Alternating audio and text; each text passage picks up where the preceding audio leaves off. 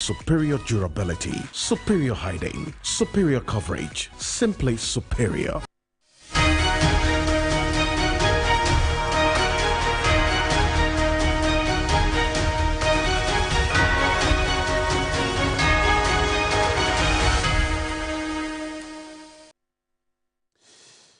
Well, hello, good evening to you. Welcome. This is Ghana Tonight. We are live from our news up here at Desawe Kanda. Also live on TV3 Ghana on Facebook, DSTV channel 279, all across the world on 3news.com. I am Alfred Ocansey.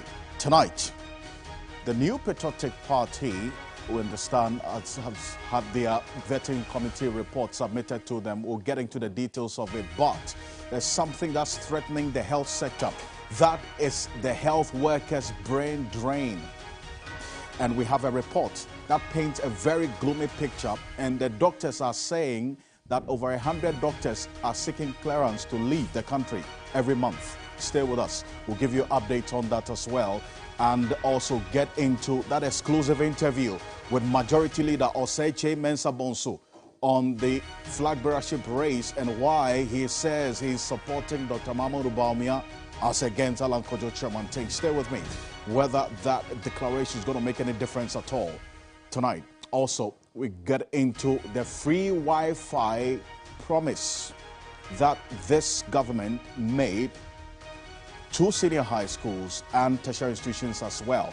Guess what? The Africa Education Watch is questioning whether this free Wi-Fi program is having the needed impact and asking fundamental questions about the value for money. Whether we are really getting our money's worth as taxpayers, funding this particular free Wi-Fi for senior high schools. There's something in there that we are finding out tonight. Stay with me. As always, we are very, very interactive. The hashtag is Ghana Tonight on Facebook and Twitter. Let's get talking.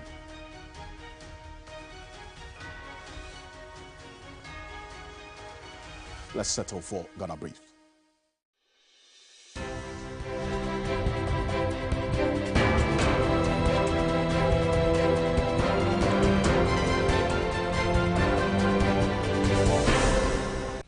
The Majority Leader in Parliament, Osei Mensah Bonsu, has thrown his weight behind Dr. Mahmoud Bawumia in the race for the presidential candidacy slot for the NPP. According to the leading NPP member, it is Bawumia's time to lead the new patriotic party in the 2024 elections, adding that 122 MPs currently support the vice president's bid. Osei Mensah Bonsu asked that Dr. Bawumia is competent and loyal and is the right person to lead the party. In a field of competent people, you still have one person emerge as this one is super competent. I'm looking at the experience of Dr. Bawumia. I'm looking at his loyalty to the party. I'm looking at his focus. I'm looking at his vision. I'm looking at his temperament. I'm looking at his humility. Amongst the group, he stands out. Chinese national standing trial over mining-related offences, Aisha Wang, has denied participating in illegal mining or engaging foreign nationals for such activities. Aisha Wang mounted the witness box for the first time to open her defence in court today after prosecution established enough grounds for her to be prosecuted. Tension is mounting at Emina in the Oforikro municipality following the clearing of the community's cemetery and subsequent exhuming of bodies by a private developer. The private developer claims she has secured a court order to construct a road through the cemetery to her house, but the youth in the area say they will not allow that to happen. When she was building, she used a different route to transport the building materials. Why is she now trying to destroy our cemetery to create a road to her house? We won't agree. The cleared portion is posing health risk to us. The entire area is smelling and has affected the patronage of our cult. The affected portion of the cemetery is where the royals have been buried. We can't allow this to go on because we may suffer spiritually. The United Nations Resident Coordinator in Ghana, His Excellency Charles Abani, wants Ghana to find ways to ensure that Ghana and Africa do not remain a dumping site. He said in an interview with Johnny Hughes that parts of the flooding and all the pollution confronting the continent stem from plastic wastes and second-hand goods. Plastic bottles clog the gutters clog, and when the rains fall, floods happen. We have the importation of second-hand clothing. We already know from the research that by the time it even arrives, 50 to 60% of it is just rubbish already. Individual bondholders say they will besiege premises of the Finance Ministry tomorrow, July 11. According to the convener, Senior Hosi, the planned protests will be massive if government does not give them assurance of paying their coupons in the next few hours. Speaking to 3 Business, he accused government of being insensitive to their plights. What is most irrational is for you to take a poor man's money and sit on it and still be driving your V8, flying in business class, keeping a large government. That is what is irrational. That is what is unjust. That is not what's responsible. When the person trusted you with his mandate for you to improve his life, you don't, first of all, make life unbearable for him and go ahead and steal his savings.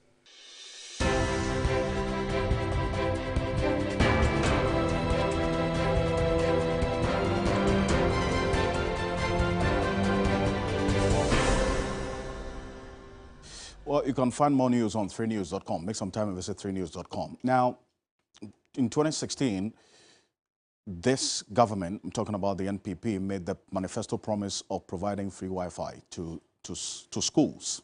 In fact, prior to the 2020 elections, some claims had been made that almost 80% of senior high schools in this country had been connected to the free Wi-Fi project. Now, questions were asked as to whether it's a true representation of the situation on the ground, because we are talking about some 722 senior high schools. This was what was captured in the 2020 manifesto of the NPP. That's 722 senior high schools. Now, if you are adding the TVET, the institutions, then it was about a little over 730. Now, take a look at what's behind me. This is information from the Ghana Education Service, the GES. The GES says that as of the period that they captured this particular data, which is in 2020, April 2020, these are the number of schools that had been connected to the free Wi-Fi, a total of 663, with the regional breakdown. Ashanti region 100, Bonahafo 80 schools, Central region 75, Eastern region, they put it out there, and the Greater Accra 49, Western region 53, Volta 87, Northern 55, Upper East 37, Upper West 33, and then also they give that total breakdown of 663 schools. This was, as at, according to the GES itself, the period under review, which is 2020 March. What we are learning now, in fact, from the Africa Education Watch, is that out of 138 senior high schools that they surveyed, close to 90% of them do not have this particular free Wi-Fi that we're talking about. Now, take a look at this. And we're going to get into the details of the Africa Education Watch survey on this free Wi-Fi. This is what they put out there. Total number of schools, they surveyed 150 of them out of the 722. The response rate of about 92%. The senior high schools with functioning Wi-Fis is just about 22%. That's about 30 out of the number they surveyed. Then you go to the senior high schools without functioning Wi-Fi, 108. That's 78%. This survey was done between May and June this year. Okay? As if that's not enough, we're talking about the monthly payment of 6.3 million cedis to the service provider. 6.3 million. And this is not money that is coming from the education minister. It's you and I, the taxpayer, funding this. So think about it. What we're going to be doing tonight is to ask the value for money question and also find out from the Education Committee of Parliament, because this question of accountability falls directly on their laps. Who are the service providers for this free Wi-Fi? Really? And how much has it cost the taxpayer over the number of years that it has been implemented? Dr. Clement Park is going to be joining us tonight. He is deputy ranking member on the Education Committee of Parliament, to help us indeed get a bit more detail into this. Also, Kofi Asari, who is the Executive Director of Africa Education Watch, they put this together. He's also going to be joining us tonight. We're getting to the details of it. But coming up, right after this quick break, we're getting to the new patriotic party, because today the party received the vetting committee's report and is expected to publish the results in a crucial decider that has left much anticipation and interest on the political front. But the majority leader, Osei Mensah Bonsu, he is making a statement, bold one, declaring his support for Dr. Mahmoud Bawumia. He's been talking to us about why he did so. But take a listen to Obi Amwa, who speaks for the vetting committee.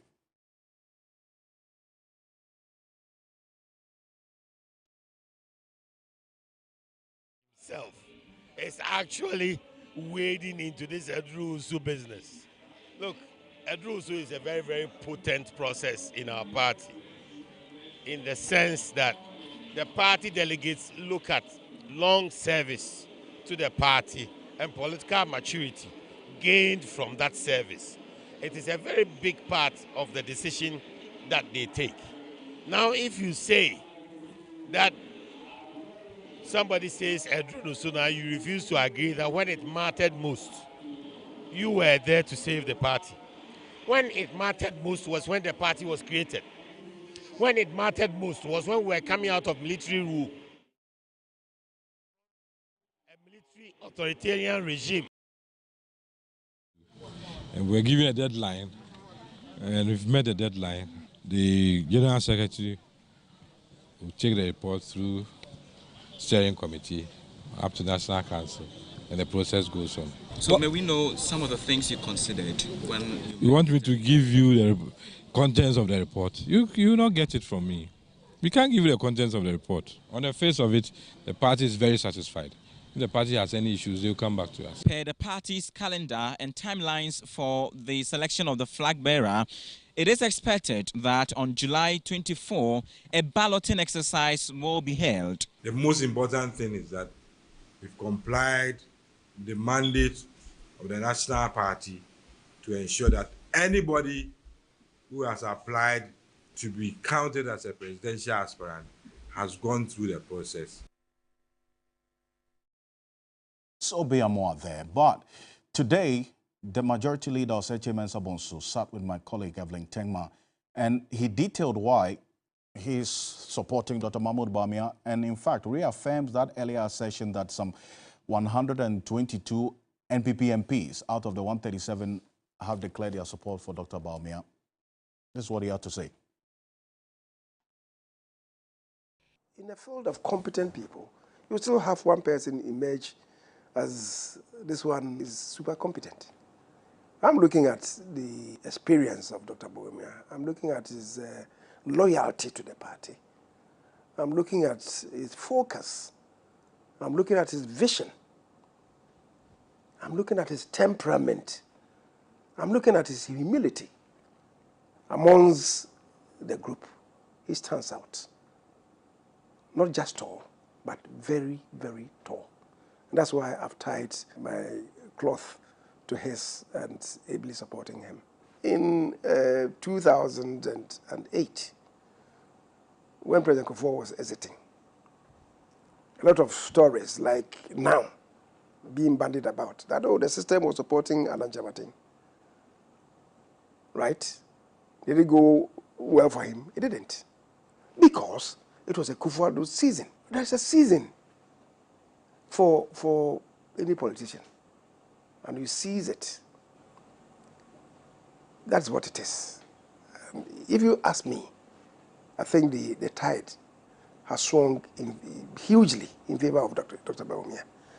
It is not in any way to derogate from the effort of Alan. No.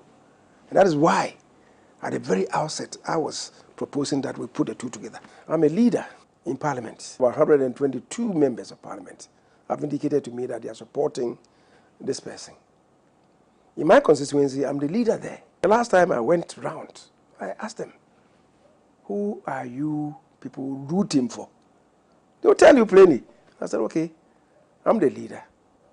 If I should lead you, and you are telling me that you belong here, then I should lead you to Canaan. So I belong to where the overwhelming majority of my people are saying they belong to. I still think that it's still possible, even though it's getting too late, to still have some dialogue in respect of the two, even though that may create some problems. If one of them should say that, oh, okay, I've gone to test the waters, I've seen that this brother of mine is much ahead of me.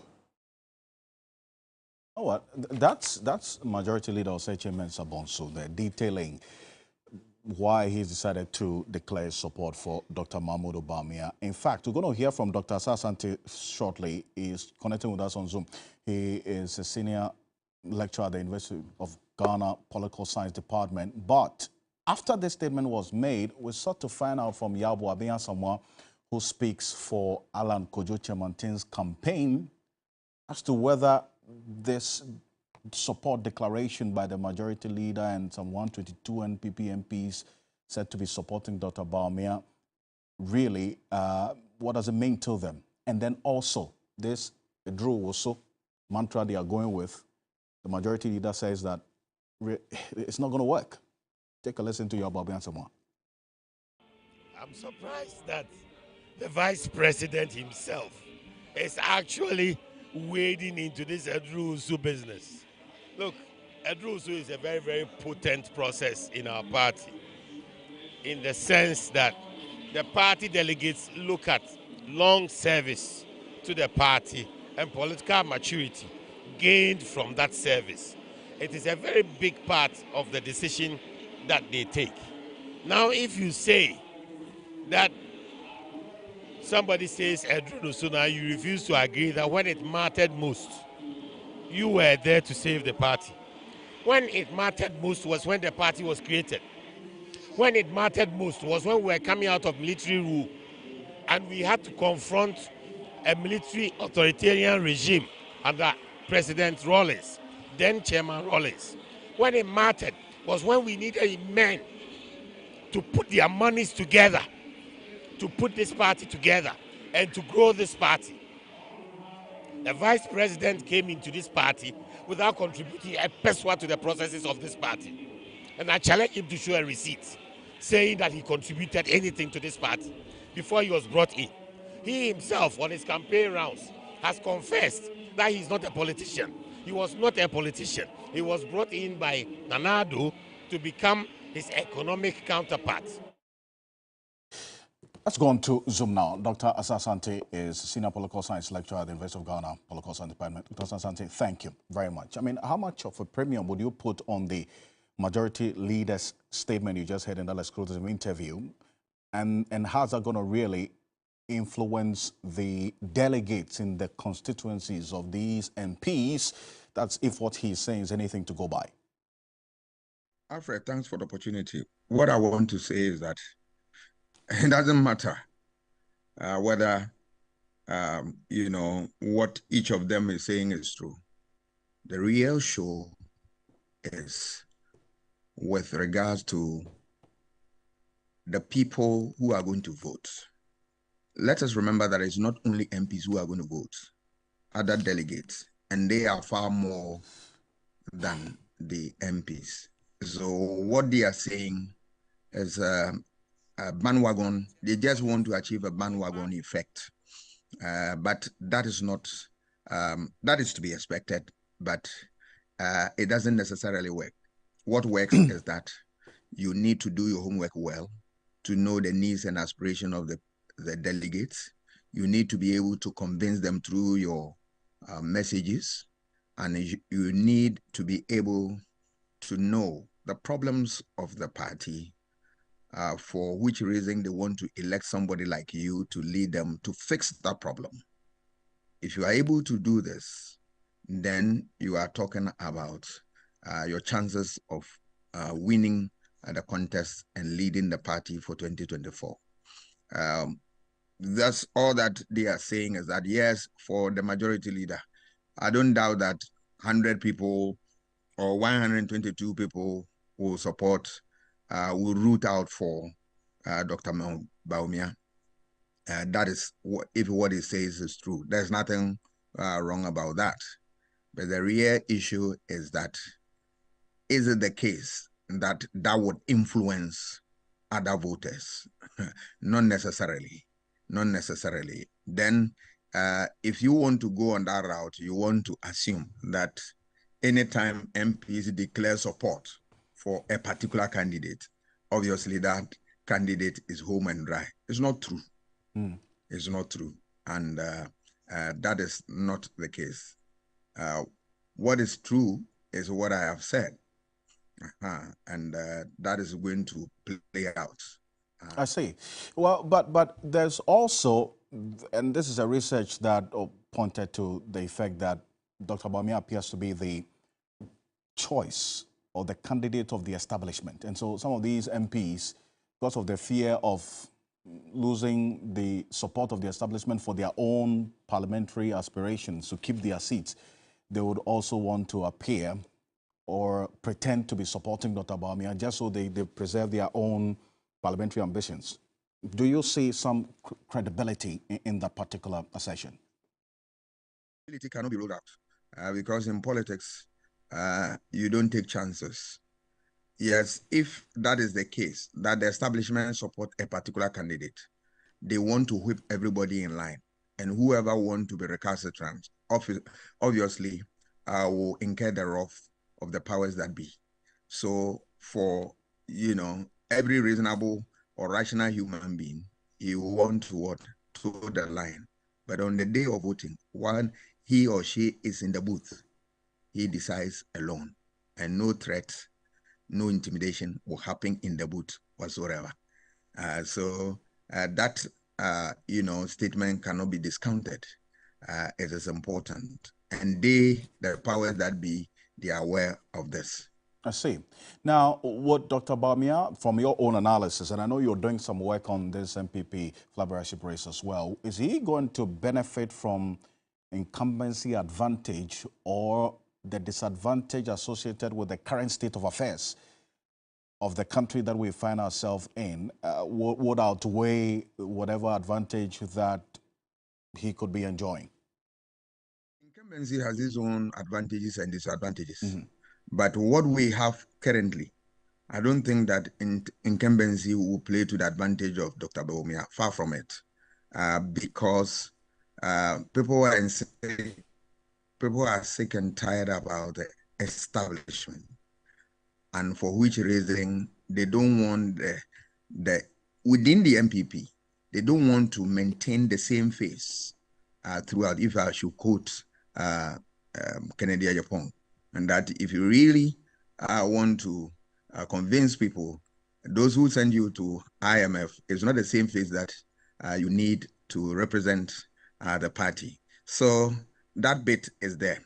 But what I pick on the ground, which is also something worth considering, is that some people, if you look at it carefully, there have been suggestions that they want to find a common candidate or a compromise candidate, so to speak. And if you look at those who are talking about this, obviously you can say that they are from Dr. Bawumia's camp. And my thinking is that if you believe that compromise candidate, you need to ask people to step down in order to all pledge their support for a particular candidate, then I believe that the best way to produce that compromise candidate is through what? Election. Because election all the time produce, or elections more often than not, produce the compromise candidate, a candidate that is suitable to all. Right. Right. That is a candidate who emerges after elections. So if you don't want elections and you want, if you like, a popular acclamation, then I'm tempted to believe that you have picked certain signals who will not go for you. All right. So those who are talking like that, if you want to look at it carefully, you realize that maybe their candidate is losing. That is why they are proposing. Because if you have gone to the field and pick data, and the data suggests that your candidate will win, you won't come and argue for a compromise candidate. Even if everybody insists, you would deviate and saying that let's go for election. Once you want to tread on that line, then I am tempted to believe that there is something burning that you have seen, we have not. And that is that your candidate is losing. That's why you are suggesting that thing. So I have this feeling, and it's born out of the analysis I've done on the situation on the ground. And that is one thing that we shouldn't lose sight of. It is something that will really come out strongly. Come out, indeed. Dr. Asante, appreciate your time. Thank you very much. He's senior lecturer at the University of Ghana Political Science Department. We'll see how things play out with this campaign of the flag bearers of the MPP. But coming up next, this issue of brain drain never goes away, and it's having a toll on the health systems in this country. In fact, the Ghana Medical Association is calling for urgent intervention by government to stem the mass exodus of medical professionals. What we're learning tonight is that every month since January, 100 doctors are asking for clearance to leave this country, and not to talk about the nurses, which we already know the situation. So stay with me. Right after this quick break, we're going to show you an aspect of this conversation that has never, ever been discussed, and it's going to shock you. We'll be back shortly.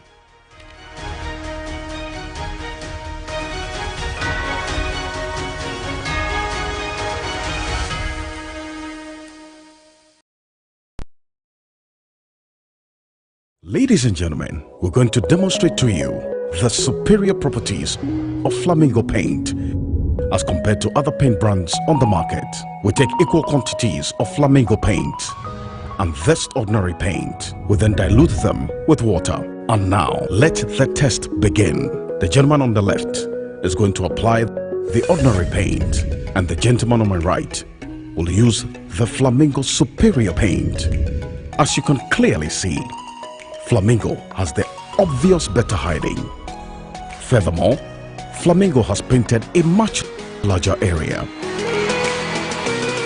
You know, one bucket of Flamingo paint is equal to several buckets of any other paint brand on the market. Flamingo paint is made with superior formulation to give superior durability, superior hiding, superior coverage. Flamingo paint, simply superior.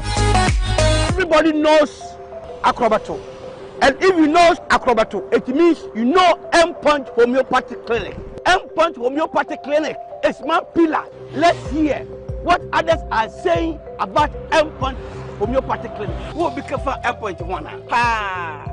Chesena me ankasa me period na se problems wom ntina ma wo ho idea ma me papa chesena nya asem ketewa na me kwan point no mo hwe me modam no mo hwe bibia na so mo meduro me fire no ene ma won kra me nu foforo kwa na mkwan mu a eba and everything yourself me ma me no adwodwo eda ho a wontumi nante ene ne ko Endpoint o mama nuru a ene ne ho idea a watimi asori anante. That's Endpoint for you. Of Acrobato. Hello. Hey, ohwehwe what chair. Okay. A free bra wo di Endpoint wa dance. Am me call you no. Me don't say my name Koye and pass one of my nyina and then Magina Sabema. Now me be here for the one in you heard everything. I have secret. Endpoint is my secret. Endpoint Homeopathy Clinic. I'm free. Hello, my name is Dede, and as you already know, when it comes to quality phones and accessories, but yet affordable, it's Franco Trading Enterprise. We are #1. We have television set from 24 inches to 65 inches, Franco air condition from 1.5 horsepower to 2.5 horsepower. We have mobile phones, iPhones, Nokia, Samsung, Huawei, Infinix, Alcatel, and accessories like phone protectors, phone covers, pen drive, hard drives. We have skilled personnel who will serve you as you wish. So look no further than Franco Trading Enterprise. Franco Trading Enterprise, the home of quality air condition, television, mobile phones, and accessories. 10 valiant men, all poised to battle for the bragging right. Old wine is sage, improves as time goes on. The stars have aligned for us in this moment. Our time is now.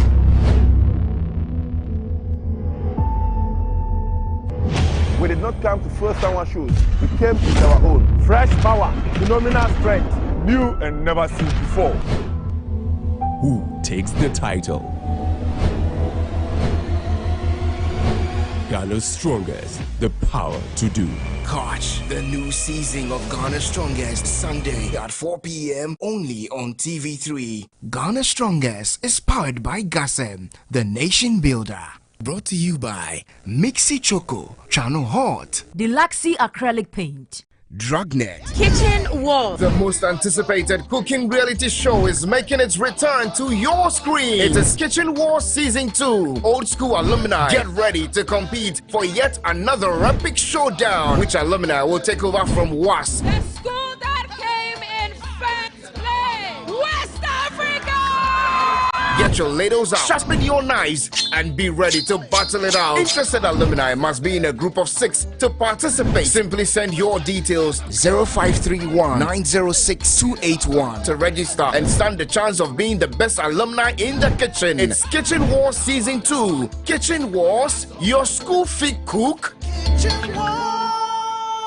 Kitchen Wars, coming soon on TV3. Brought to you by Gino Tomato Mix. And Napa Foods. Say Napa. Enye ono soko.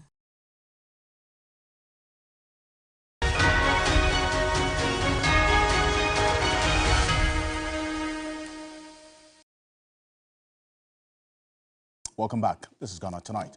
The Ghana Medical Association is calling for urgent interventions by government to stem the mass exodus of medical professionals, talking about nurses, doctors, and others. In fact, it follows a revelation that some 304 health workers, mostly nurses in the Ashanti region, left the shores of the country in the first quarter of the year in search of greener pastures elsewhere. In fact, the UK, we understand, has been the most preferred destination. What we're learning is that the numbers could be more than 304, and we'll establish that. But take a look at this. Gifty Nelson, a midwife by profession, sells gari and beans to support her family. She intends to travel outside to seek better condition of service. The only thing keeping her is her young family. Because living in Ghana as a nurse or a teacher, when you are single, I think it will be better. But when you start making a family, you cry your way out. Records from the Ashanti Regional Health Directorate indicate some 304 health workers, mostly nurses, have left the shores of Ghana in the first quarter of this year. About 304 of our staff requested for leave without pay. That means that they've left the service. United Kingdom has been the most preferred destination. Regional Health Director sounds alarm this could affect quality health care delivery as those leaving are the skilled hands. They've been trained for years. They have the right knowledge, the right skills, and then the right attitude to provide the service. It's worrying. That's the reality of the situation nurses face in this country. But take a look at this. This is a graphical representation of the reality that we're talking about. According to the World Health Organization, almost 1,500 Ghanaian nurses were captured in the UK's nursing register. Globally, 55 countries face health worker crunch. That's according to the WHO Health Workforce Support List 2023. Ghana was captured on the UK Red List, as we do know. That happened sometime in April 2023. Also, according to the Ministry of Health, one nurse is to 839 patients.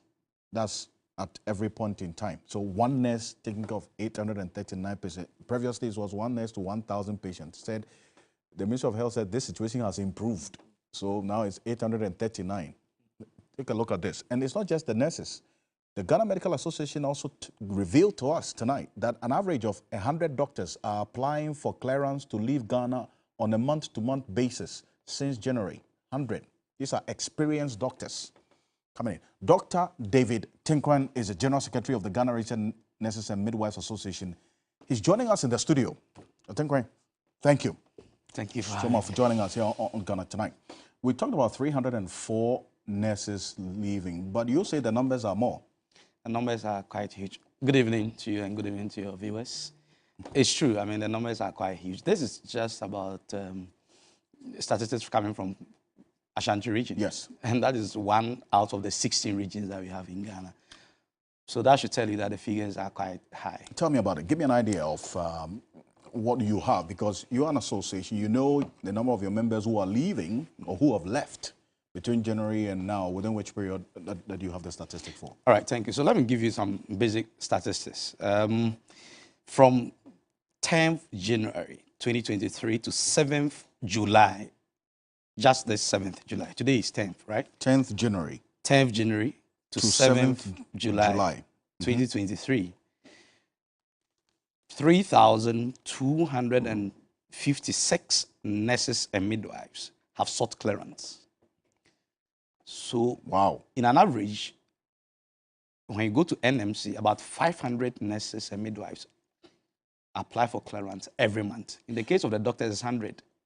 Wow. Ours, it's 500. 500 exactly. Nurses every month? Every month, basically. They seek clearance. Now, when they seek clearance, it doesn't mean that they have left the shores of Ghana. It depends on the destination of interest. If they are moving to, let's say, United States or Canada, wherever that they need to seek for NCLEX examination, the clearance is a prerequisite. So you need to seek for the clearance before you can sit for that examination. Right. But those going to United Kingdom who are writing IELTS, they don't necessarily have to wait, all right? And the numbers are quite huge.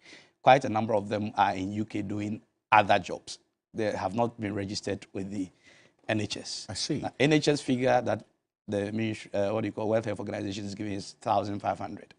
Okay, but the numbers that have left are more than that. They are quite huge. So if I'm to give you the statistics from when we started our clearance, we signed a memorandum of understanding with Nurses and Midwifery Council. All right. So from 21st of January 2022 to 10th of January 2023, 6,953 people sought clearance from our end. So if you add the two figures, you have 10,209 people seeking clearance from when we started the agreement. The agreement with NMC, and there are quite a number of them that falls below this radar, which we didn't capture. And quite a number of them also have left the shores of Ghana without even attempting to even buy a clearance or purchase a clearance. So they just left? Just left. So for instance, this morning I was on another sister station with one young man who completed University of Allied Health Sciences in 2020. And he's in UK now. He's working for the past 6 months. All right. So he hasn't been posted. So he doesn't even fall under the radar of Ghana Health Service or the Ministry of Health. So he hasn't been captured in this data that you have. At all. But he is out there. He is there. He was trained in Ghana. Trained in Ghana with as a degree nurse, money. And he's left. Yeah. And he's gone. Sure. I mean, what are some of the major reasons why? And obviously you talk about the economic factors, but beyond that, when you talk to them, what are the other issues that they bring to your fore? All right, so quite a number of them that I have spoken to. Recently, I had the opportunity of traveling to Switzerland, which I also moved to Germany to visit a couple of friends. I met some nurses in Germany. I was surprised because Germany is not an English-speaking country. So ordinarily, you wouldn't want to think that some of our people will migrate that far. Number one reason is economic reasons. Number two is that they don't see a future. Because you don't see a future in Ghana. They don't see a future in Ghana. I'm practicing as a nurse or a midwife in Ghana. You don't see it. If I have practiced for 22 years, moving to my 23rd year, and I have nothing to show, for? I mean, what will motivate somebody to look up to me to stay?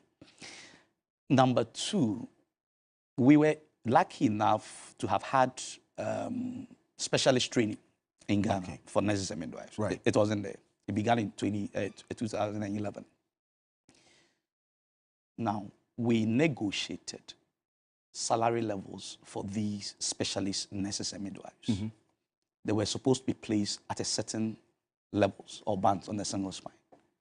By the time you could see Jack, I can show you documents. 2020, when the Director General of Ghana Health Service wrote to the Fair Wages and Salaries Commission, he attached the salary levels of these specialist nurses and midwives. And these are, if you like, the highest level of, if you like, training of nurses and midwives, the specialist nurses. Yes. I'm talking about those who are at the clinical practice, those who are doing clinical practice. Now, the consultant nurse was supposed to be placed at 24L on the single spine. Which entitles you to how much? A certain amount of money. I can't have it off the head right now. That's the highest for a practicing nurse or midwife. Then the senior specialist was supposed to be placed at 23L. Then the specialist nurse midwife is supposed to be placed on 22L. Okay, for the benefit of our viewers to relate, now how much does a senior practicing nurse take? In terms of money? Yes, at the end of the month, salary.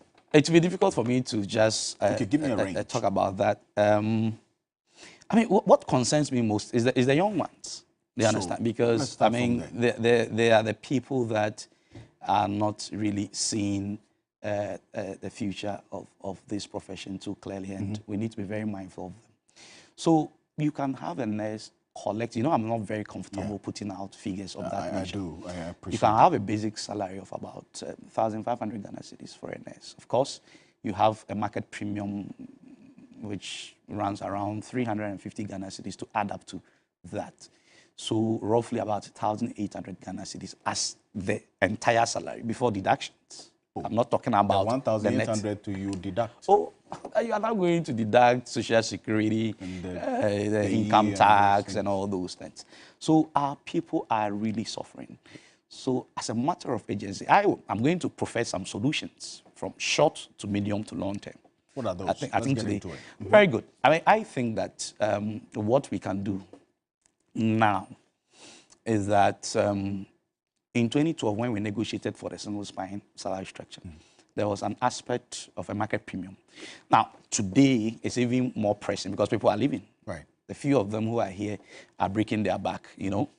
So that market premium must be looked at again.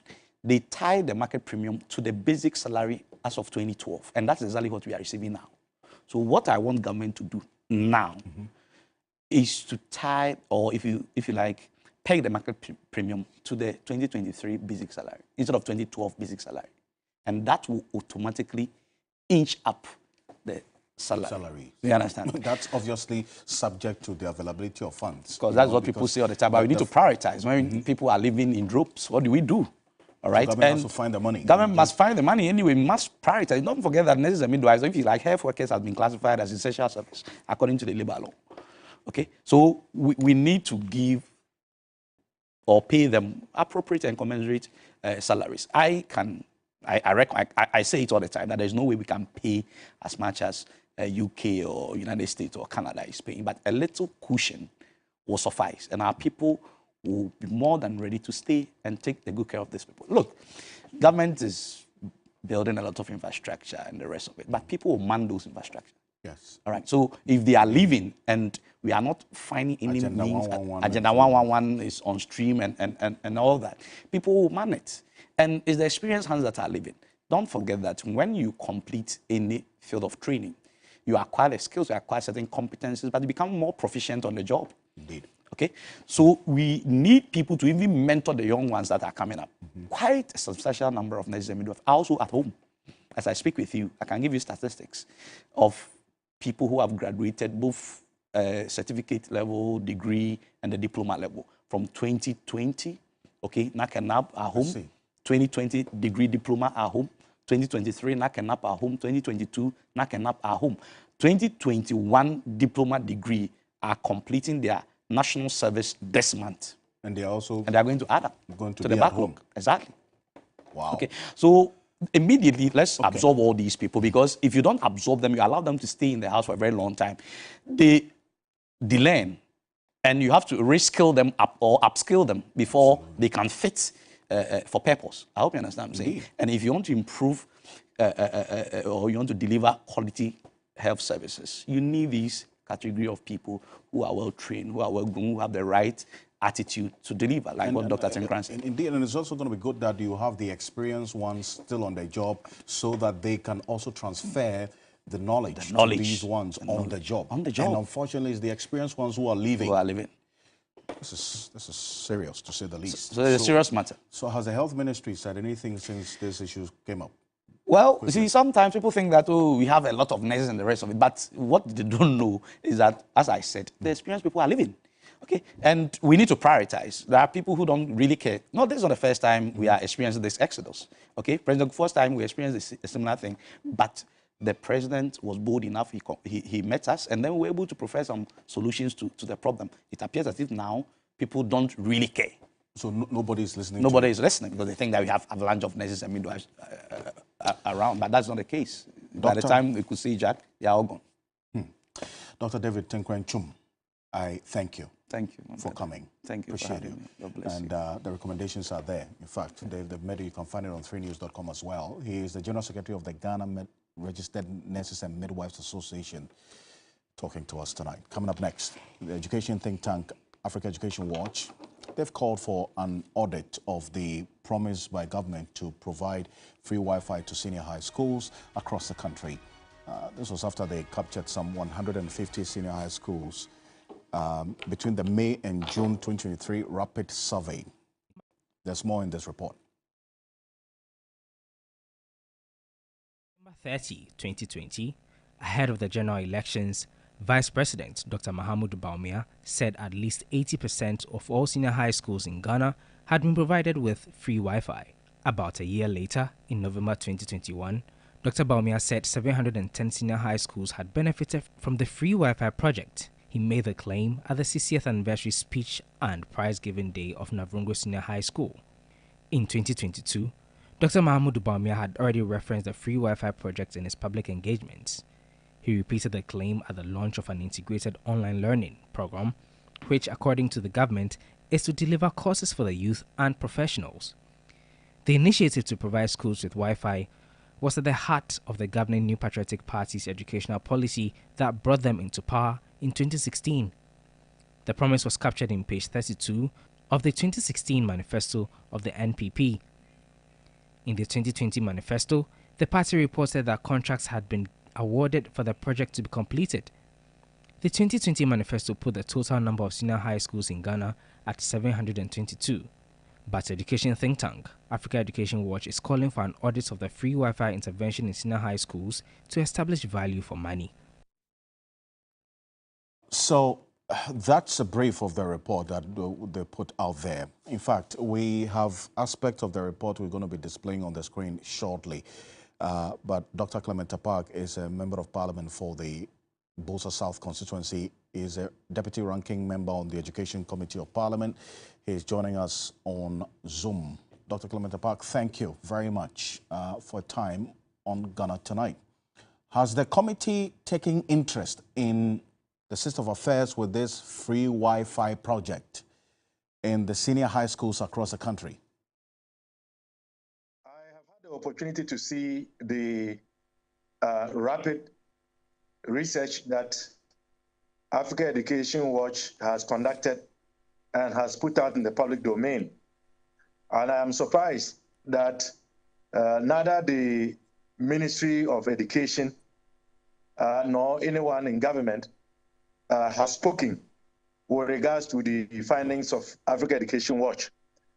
First of all, as a member of parliament and as a deputy ranking member on Parliament's Committee on Education, let me put on record that for the past 2 years, I have been filing questions seeking clarity, seeking investigation, and seeking details with regards to government's policy to provide free Wi-Fi to public senior high schools.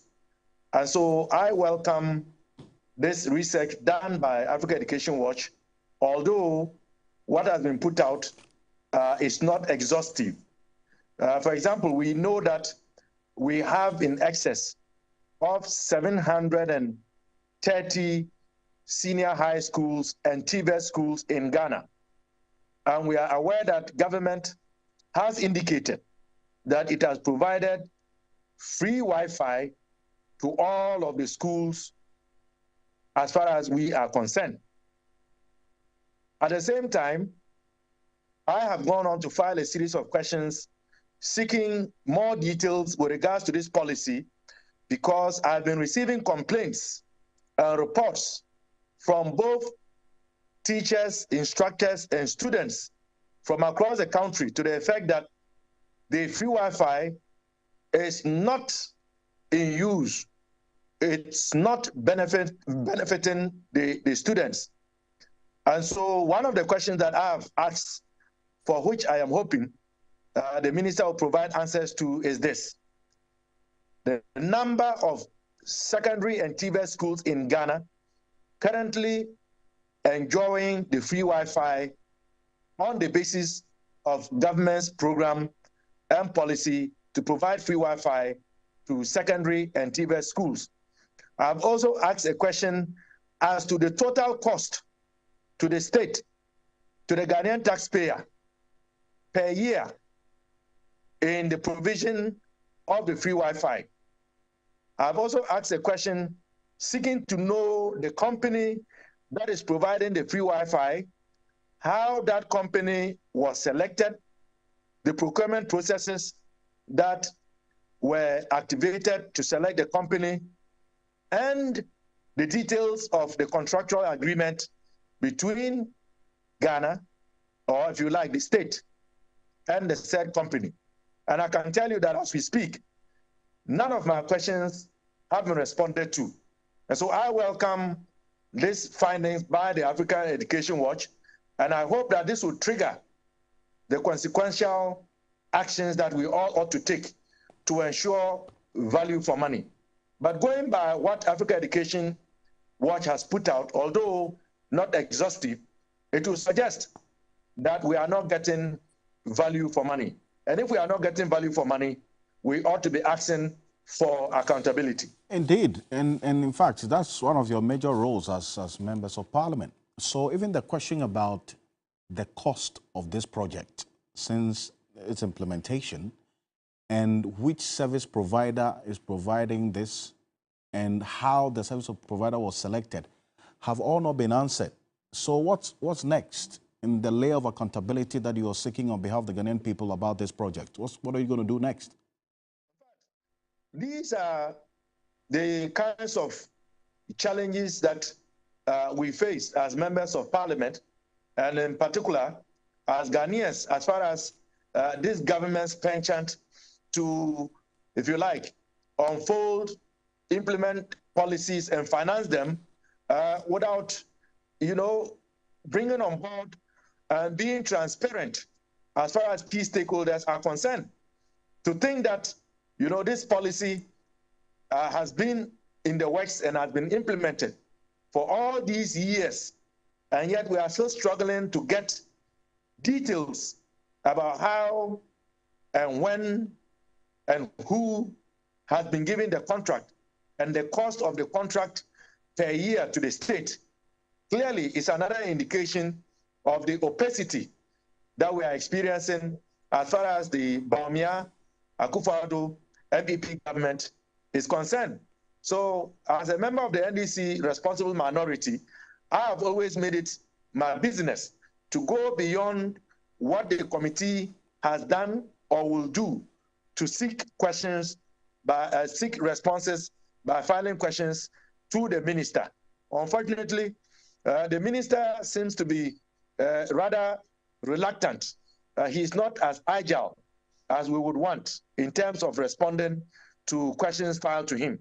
But this then brings to bear the need for all of us as a nation to begin asking for accountability. Because from what the Africa Education Watch has put out, the figures involved are in the millions of Ghana cedis.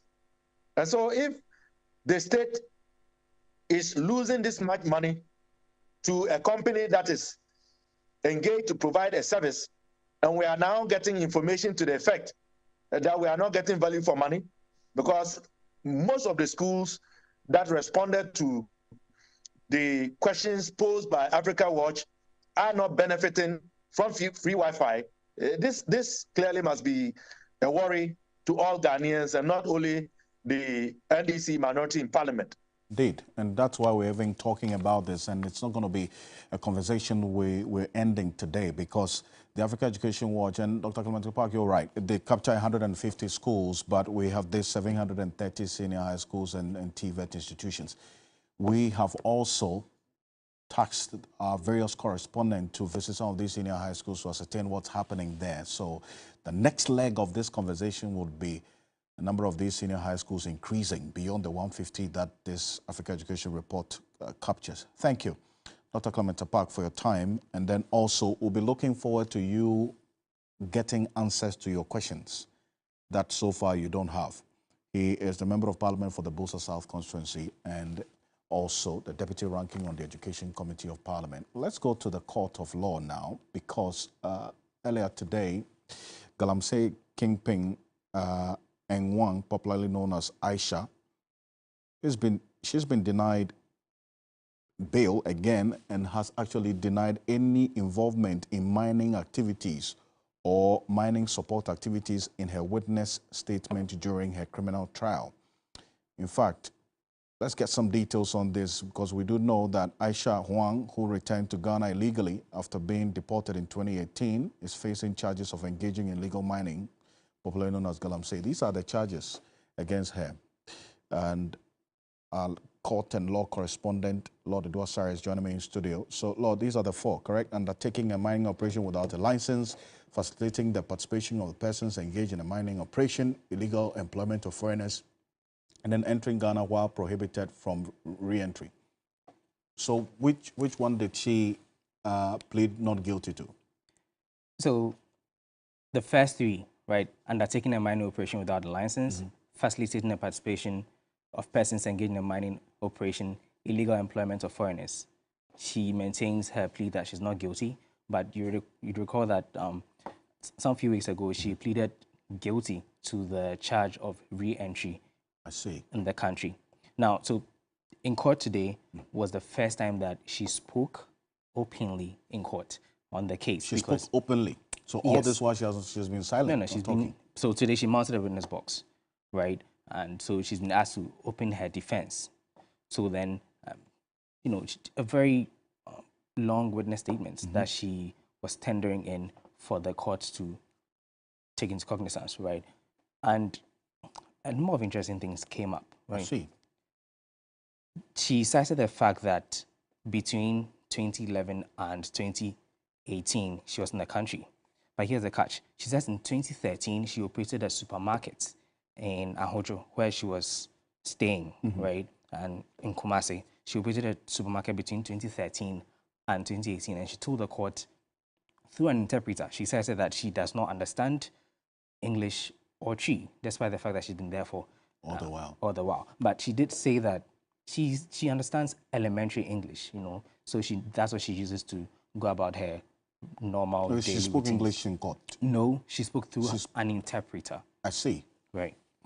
So with this, she said that because she was operating the supermarket, she became the go-to person that Chinese nationals and Ghanaians in the area came to. She became popular for that, because lots of the Chinese nationals were patronizing her supermarkets, and some Ghanaians were very friendly with her because she could speak a bit of the language.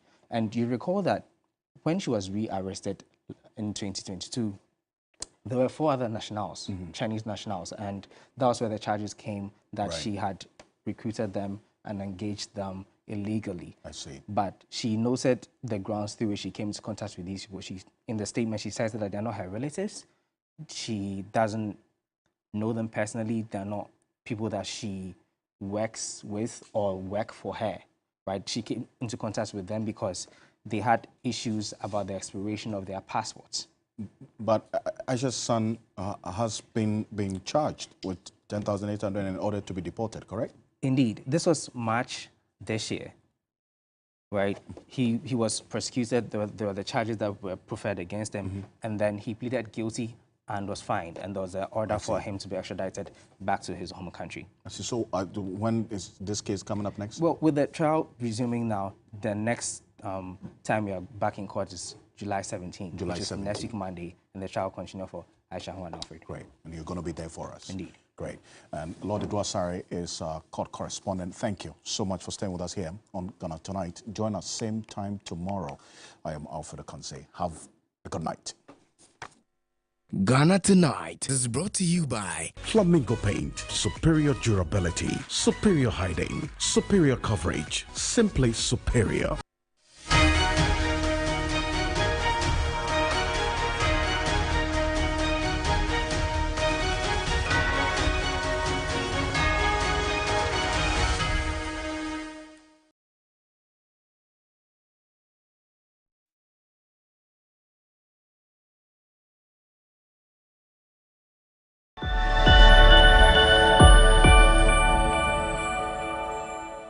This program is rated PG. It contains scenes of brief nudity, mild violence, and strong language. Parental guidance is advised. This program is brought to you by MTN Reflex Toothpaste. Okay. I'm at Ramos. All right, boss. You just saying it. That made me think you're my friend, huh?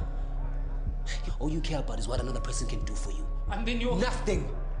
And you're nothing. Actually, from now on, keep yourself to yourself, and I'll do the same. Gabriel has gone missing. I've managed to track his phone, and it's at Club Casanova. Sabe, wait.